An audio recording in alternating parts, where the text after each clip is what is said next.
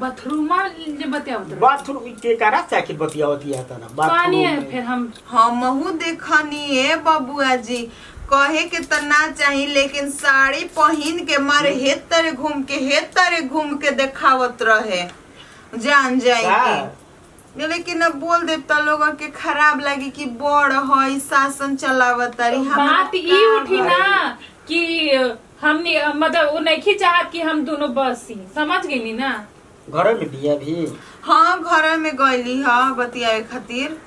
अच्छा बनाओ जल्दी भूख लाल बा हाँ ठीक बजाई बनाते नु बनी जा का कहीं कहाँ बतिया का हो कहाँ बाड़ू हमरो न तारा बिना न मने नहीं खेला दत हमहू न तारा बिना न एकदम ना रह ए के कारा बिना मन नहीं खेला तारा हो